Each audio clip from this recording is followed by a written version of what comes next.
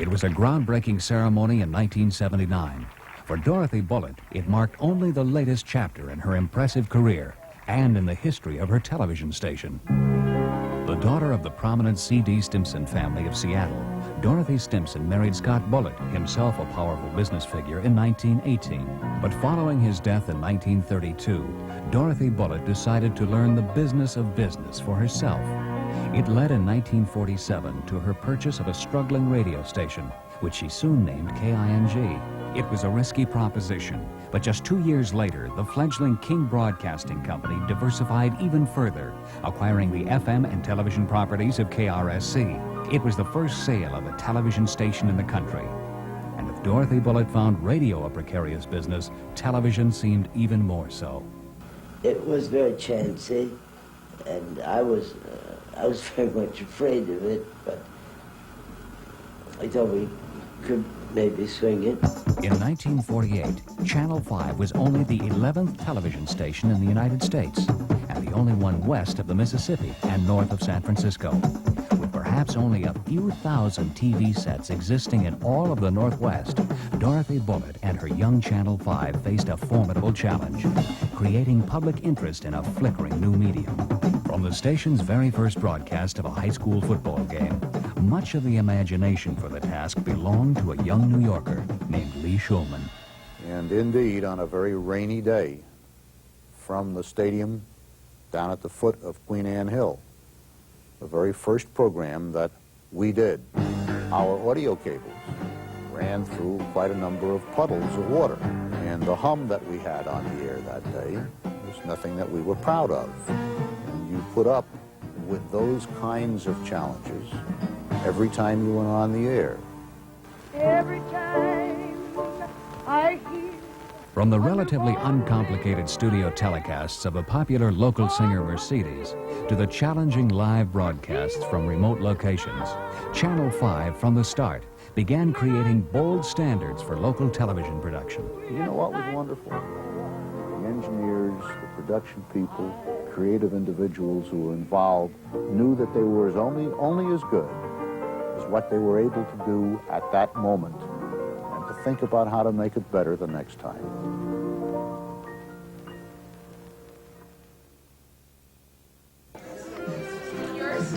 It's nearly 9 on a weekday morning at the King TV studios.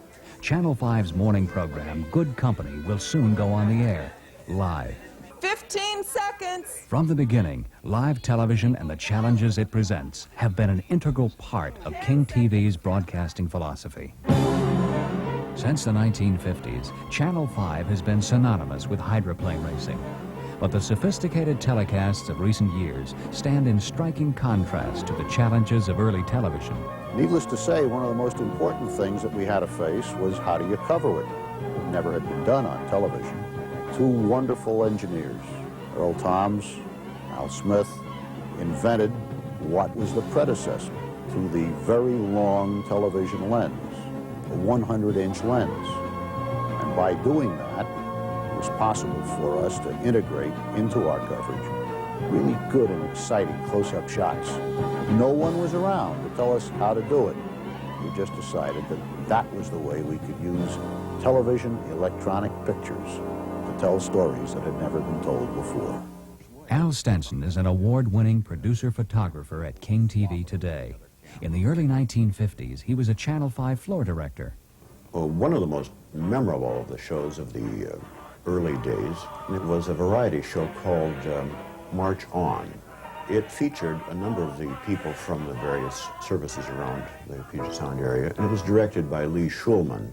He really stretched capabilities of the station, of our production facilities, to the absolute limit, and it was interesting. Another live local effort was broadcast from different locations every week. Success Story, an on-the-spot live telecast. The basic purpose of Success Story is to present from real life the opportunities inherent in our system of free enterprise. Success Story went on location to scores of Northwest factories and businesses. Always new and always live.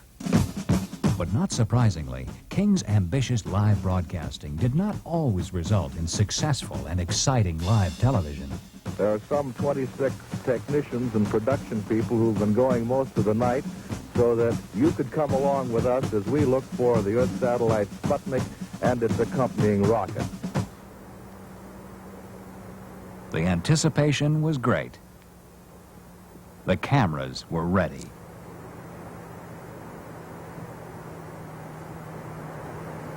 This is an intense, exciting moment because we have so little time to actually see.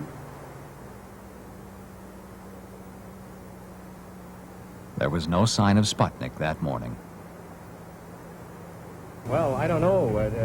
We haven't seen it, but we sure tried. Lee Shulman. One of the most prominent personalities, one of the most wonderful women I've ever had the pleasure of knowing, was Bea Donovan. At this time, King's Queen invites you to the King Television Kitchen. Good afternoon, everyone. Auntie Bea, as she was known, was so popular that before somebody would even think about a recipe, it was very common to say, I wonder what Auntie Bea would be doing. Al Houston, today King TV's studio chief, was a cameraman on King's Queen. Yeah, Bea was one of those unique persons that, she could talk and work at the same time, which was, I guess if you're a homemaker, it isn't all that easy. But she made certain that there was always enough so that when the show was finished, every cameraman, every floor director, anybody that was around would just dive into Bea's marvelous cooking. And indeed, the calorie count never was given any consideration. Today, Bea Donovan is still active in her own kitchen and recalls the unpredictable days of live television at King. One time I was doing the show and the kitchen door opened and in comes the man from the gas company. Right across the front of his hat here he had all these union buttons. And he says, hello, I hear you have a little trouble with your gas. And I said, well, yes, but I'm on the air right now. Oh, yeah? And then he kept on funny. I said, well, I'm on the air. And he was, oh my God. And then he went out. The boys that were working there at that time, the cameramen, the floor directors, and they got to be my security blanket in many, many ways.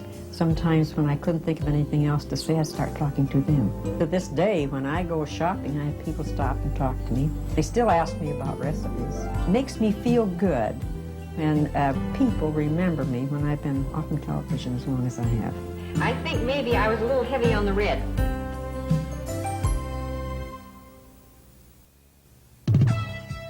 At King Television today, news is a 24-hour, 7-day-a-week business.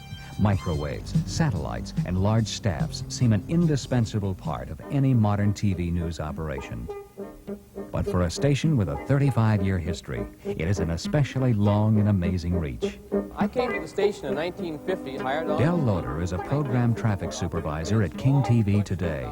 Not far up the hill from Channel 5's current building, Loader recalls the station's first site. Corner of 3rd and Gaylor in 1948 was an old white frame grocery store. We converted that to the first studios of KRSC-TV, and in that building the first studio programs were conducted. Before long, the station was moved to larger facilities.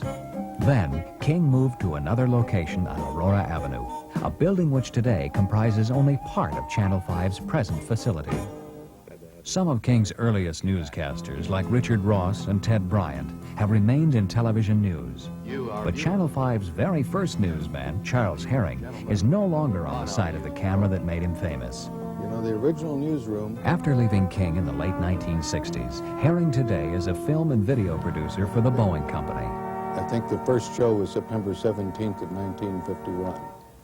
It was at 6:45 at night, one show a day, 6:45 to 7. And the total staff of 2, or 3, and counting the director, who was Bernie Carey, and Ed Racine was the cameraman, and I. And the 3 of us physically put the show together. Through the long early years of television, Charles Herring was the dean of Northwest TV newsmen. Whether anchoring a newscast or announcing election returns, he was reliable and unflappable. But the demands of a visual medium called for considerable resourcefulness behind the scenes. Al Stenson. The key to the news operation was that it was small, and we would go out and do our own stories alone. There were times when I could, if I was really careful, I could come back with 3 stories on one 100-foot roll of film. Sometimes the scenes would come up precisely where I had figured, where I'd guessed they would, and you just kept going, and I was able to get 3 stories on one roll of film in those days. You can't do that now. A very big highlight for me was KING's coverage of the Dave Beck hearings before the Senate Rackets Committee in Washington. Again, you've got to put yourself back in 1957 for a station on the West Coast in particular to get something live from the East just for it alone was unheard of. The station, through Lee Shulman and through the late Otto Brandt, who was Vice President and General Manager, set up a network of stations. It was big enough to make Time magazine. The fact that a local station had started its own network just for this one thing. In the late 1950s, Herring recalls a special news production that was broadcast live for the opening of the Dalles Dam. One thing I do recall specifically about that has stuck with me, it shows how you can put your foot in your mouth without knowing you've done it. There was an Indian burial ground which was to be flooded when the waters backed up behind the Dalles Dam. The Army Corps of Engineers had moved the Indian graves to higher ground. I was talking to this man from the Army Engineers about how all this had been carried out. I did loud and clear say to him as a rejoinder, that must have been a grave undertaking, and never cracked a smile. Beyond the commitment to daily news, King was establishing a nationwide reputation for community service. Community Workshop began the longest continuous run of any program in the area. In the late 1950s, the first of a long and distinguished line of King News documentaries, Lost Cargo, a tradition was started.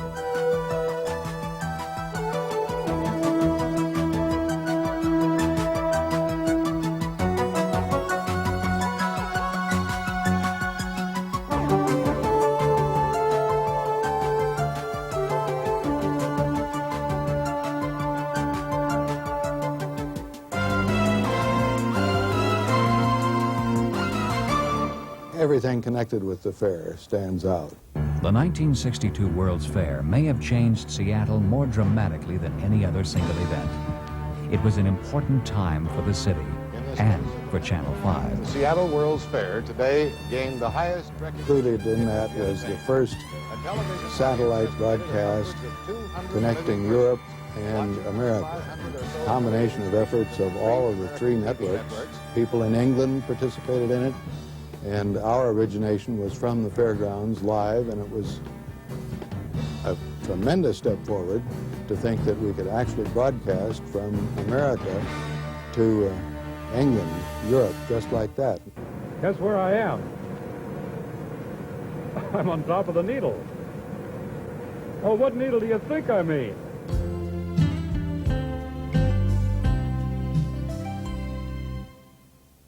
No, that's out. It's a Wednesday night taping session for King TV's Saturday morning magazine show for kids, Flash. It's only the latest in an amazingly long and impressive line of children's programs on Channel 5. Children have always been the focus of special attention at King, and the station's list of awards and achievements is a long one. The long-running How Come found a sizable number of adult viewers in its audience as well, and brought the storytelling talents of Al Wallace into thousands of Northwest homes. One of the first Channel 5 programs geared especially to the young starred a rope-slinging cowboy named Sheriff Tex. All right, Smiley, we'll play something. Jim Lewis began as a vaudeville entertainer. He found roles in Western films, playing his own musical invention, the Hootenanny. But it was on his Safety Corners show that Northwest viewers best remember him. Well, hello there, deputies. Say, I bet you young'uns is kind of wondering why I keep a guitar in the calaboose there, huh? Well, that's so that cannonball won't get a hold of it.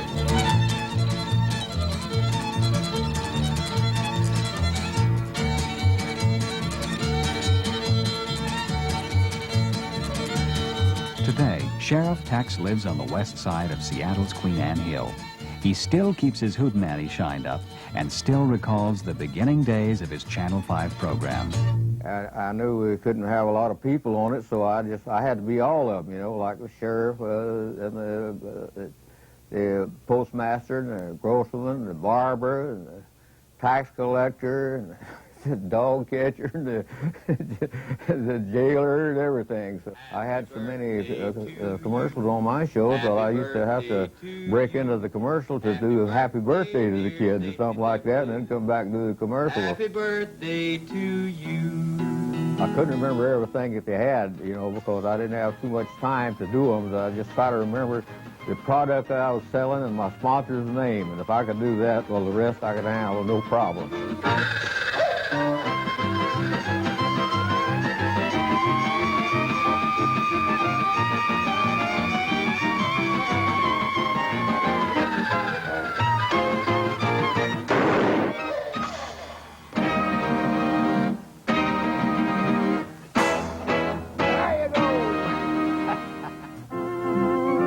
In the early 1950s, a remarkable children's storyteller, Ruth Prinz, held a weekly television reading class. But for thousands of Northwest viewers, Ruth Prinz will always be remembered by another name. Wanda, Wanda is my name. Oh, boys and girls, I'm glad you came. We'll have fun as I explain how we play our Wanda games. Wanda Wanda was aimed at a special audience of children, those not yet school age. It was praised by teachers and parents alike and was awarded the prestigious Peabody Award. Today, Ruth Prinz, a doctor in education, lives in Magnolia and is an educational consultant for daycare centers. And it was wonder. We started with wonder. But of course, little children, many don't pronounce the R's. So that's how it got to be Wanda, and then we doubled it, Wanda, Wanda. And that's how we began. So it really is based on education through entertainment. In other words, how can we teach specific things and have it be lots of fun? And we had one director, Bill Stevens, who liked to have animals. He ran across someone who had a lion. Well, the lion behaved himself pretty well, when all of a sudden he bumped my arm.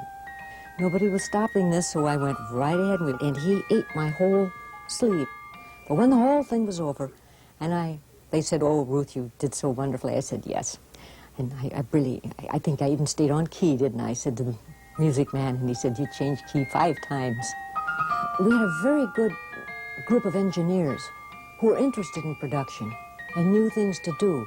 We did such things as blocking off part of each camera so you could have, 2 images. It was a great sense of immediacy, I think. But I always had the feeling that out there, they were right with me. Marvelous. Elliot Brown was the musician. When you got through, you felt this was something you had all done together. It was very exciting. Bye. It's 5 p.m. and time for a big clubhouse meeting, gang. Here we go.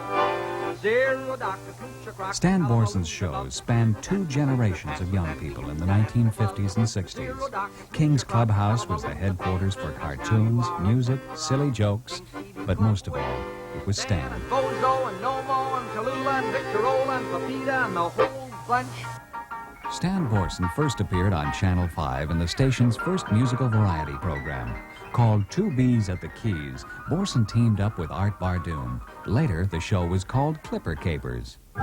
Today, Stan Borson runs a successful Seattle investment firm, but looks back fondly on his 18 years at Channel 5. Well, I think, being it was a great period of time because it was pioneering, really. By today's standards, I'm sure everything we did was quite corny. Guess it's my famous painting. Wait till I read it. this is a herd of buffalo eating grass. And you wonder where the buffalo is. Well, you see, they have ate all the grass, and they've gone to look for more grass.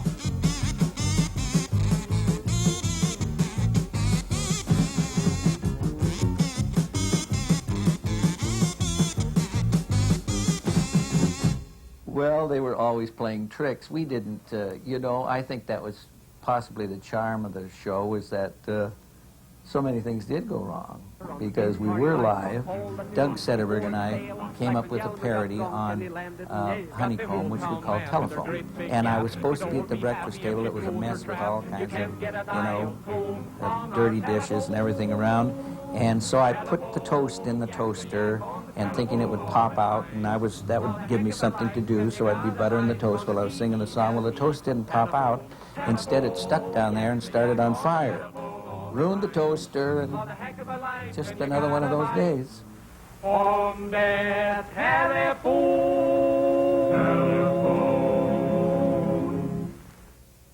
So we're going to go home and take a little rest. And thanks again, and be good kids. Zero Dr. Cooch, Crock, and Tallamalooza Bub. That's the secret password that we use down at the club. Zero Dr. Cooch, Crock, and Tallamalooza band. Now you are a member of the TV Club with Stan. Bye, gang.